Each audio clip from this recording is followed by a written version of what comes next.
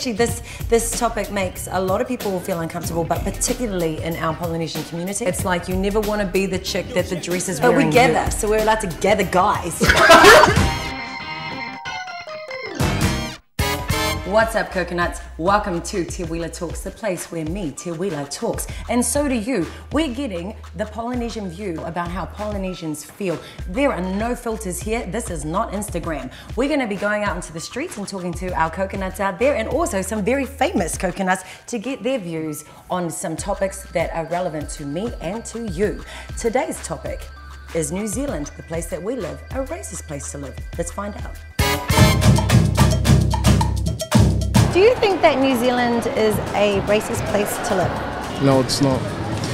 New Zealand's, what do you say, race-free, I'd say. I think in certain areas, yeah, but South Auckland, nah. I don't think so. Yeah, I love New Zealand. Compared to other countries, I reckon New Zealand is all good. I think it's really a vibrant place, Auckland, with its different ethnicities, and I think we should celebrate that actually across the whole country as well. I saw it in school a lot. It was always the islanders and Māoris, so it was kind of like, yeah, always like that. No, I don't think so. I think it's just people, everybody with the individual understanding about everything about our country and all that. Pākehās these days tend to put us down quite a lot. Yes. I'm not saying. I mean, I've had a few run-ins like with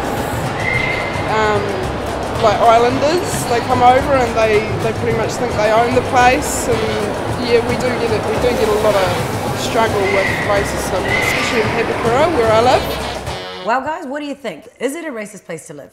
I think there's a little bit of racist in all of us, to be honest. I remember growing up, and if I looked scruffy, my parents were like, "Babe, what's a Māori? You look like a Māori," you know. So true.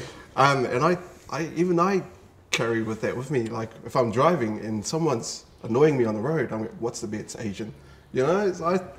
I think we are kind of racist. It's like I think it's quite natural to know you are what you are, but you don't know what other people really think. And I think it's quite refreshing when you can just get it out there. Closet racist. Yeah, closet racist. Well, I've noticed it's very, very different now. Yes. Like when I was at school, teachers couldn't be. They always found it hard to say any Polynesian names, and they didn't try. Everyone was worried about their shoes being stolen if brown people were around. And their lunches. Yeah, lock your cars. Yeah, all that sort of stuff. But I think that racism in this country has kind of gone from being overt, like, hey, you're brown, therefore I don't stop.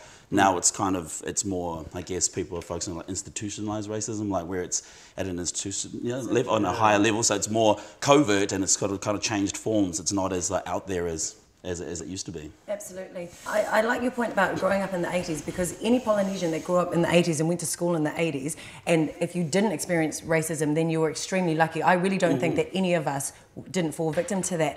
And I think perhaps that's where, you talk about being inherently racist, maybe that's where that ideal came from, because we grew up with racism. I experienced so much racism. And it was even like, the way teachers spoke to Polynesian boys, it was like, it was the tone was derogatory. Even if they didn't say anything, it's like you knew you were valued less. But what I find racist these days is the kind of the over the top now of trying to be accommodating because you are Polynesian. Yeah. Like, tā lupa.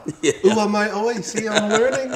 It's like, shut up, it's just... But I think, like, watching that video, they all said that New Zealand is a racist country. But I think as Polynesians, we love to play the victim card.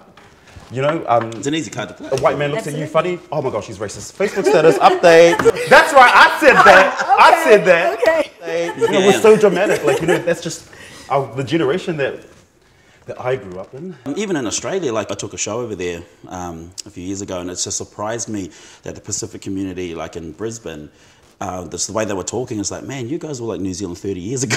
Like the things that you guys are, it's just like they're so socially, they're still trying to be part of the community. That's kind of an accepted part of the community. Whereas now we're wallpaper now. Like it's not unusual to see us around. It's not unusual to have us on the screens. If you look at a lot of TV shows in Australia, it's all white faces. It doesn't matter who it is. It's all white, and they kind of started getting into like casting Aborigines but even the Aborigines are half, you know, they're half Gusties, you know, like, so they're still struggling with that sort of thing. So, I mean, we're streets ahead of, you know, of other countries. So I think race relations in this country is pretty good. Obviously, anywhere you're going to get a mix of cultures and you're a minority, it's always going to be, that's just how it is. It's funny though, because I don't think Sam was around when we used to like be ashamed to walk around in lava lavas, right? Yeah. And then when our parents would drive us around, they'll listen to sounds from home, from the islands.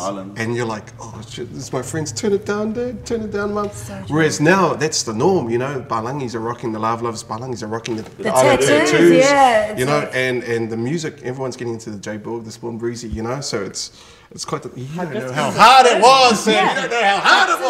Hibiscus is in the summer. Yeah, all the latest designers. It's in all the shops. It's so funny. They I call it put the shorts on, I thought, oh, I look really fresh. The best one is when they get this drink out of the fridge and go, oh, have you had this before? And so, what is that? So it's coconut water. It's really good for you. So there was I was like, yeah, I know. Like, apparently it's got heaps of nutrients in it, so it's really good for your skin. I know. Have you seen all our parents? You see why their skin's really good. It's like, as you were saying before, Fussy, you know how the landscape of New Zealand in terms of racism has definitely changed. I'd like to think that it has for inter-Polynesian racism as well. But we like to rub it in, like when Police Teen 7's on, right? And there's a real drunken guy or girl, really embarrassing themselves. How many of us are like, oh, please don't be Samoan, please don't be Samoan. And when they say Malone, that's what you're talking about. To go, yeah, that's what you get. That's what you get. So I think it's all ribbon. Yeah. What about on those vox pops, the blonde lady that says those Pacific Islanders think they own the place? Well, some of us do. That's a classic line, though, isn't it? That's a classic. That's the catchphrase. Absolutely. That's a buzzword, like that. Think they own the place. I really think what we didn't see in that video is her saying, "Yes, Islanders have said no to me, so screw them." Okay. My grandmother told me to marry a Palangi, not to marry a Samoan. Yeah. And her theory was because in the Samoan custom, you know, all the love is we have to give money and find man. She said, don't bother with that. Marry a Palangi, so when one of their members die, just write a card. You know, and this is coming from a grandmother, and I thought she was joking, but she was dead serious. Yeah. You know, she didn't want to put that pressure. Yeah. Growing up, I always wanted to be a white person. Straight up. I was Fia Palangi. I was one of those kids. Were you like Samoan? Yes, I was. Now I'm so proud to be Polynesian. You know, for me being in a room with Palangi people, you know, I'm so proud because I'm like that one brown person in that room. You know, people kind of look at you, oh yeah. Nice exotic brown boy in the room. What up? Yeah. No, so that's what my friends and people on the street had to say about that topic. If you've got something to say, you can hit us up on coconet.tv. Anyway, that's Teuila Talks for today. Keep it cocoa.